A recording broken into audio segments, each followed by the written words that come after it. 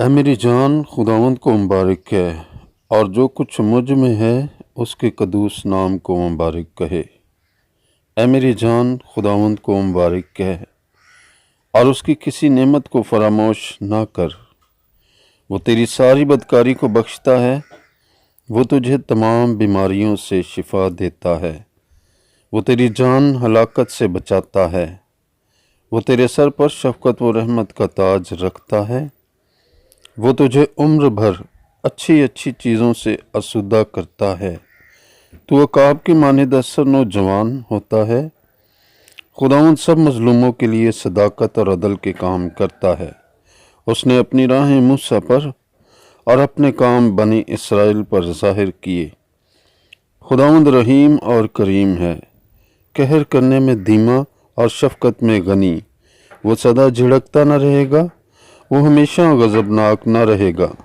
اس نے ہمارے گناہوں کے موافق ہم سے سلوک نہیں کیا اور ہماری بدکاریوں کے مطابق ہم کو بدلہ نہیں دیا، کیونکہ جس قدر آسمان زمین سے بلند ہے اسی قدر اس کی شفقت ان پر ہے جو اس سے ڈرتے ہیں۔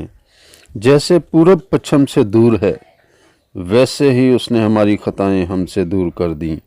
جیسے باپ اپنے بیٹوں پر ترس کھاتا ہے، ویسے ہی خداوند ان پر جو اس سے ڈرتے ہیں ترس کھاتا ہے، کیونکہ وہ ہماری سرشت سے واقف ہے۔ اسے یاد ہے کہ ہم خاک ہیں۔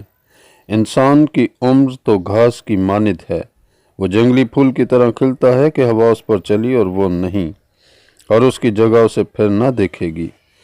لیکن خداوند کی شفقت اس سے ڈرنے والوں پر ازل سے ابد تک، اور اس کی صداقت نسل در نسل ہے، یعنی ان پر جو اس کے عہد پر قائم رہتے ہیں اور اس کے قوانین پر عمل کرنا یاد رکھتے ہیں۔ خداوند نے اپنا تخت آسمان پر قائم کیا ہے اور اس کی سلطنت سب پر مسلط ہے۔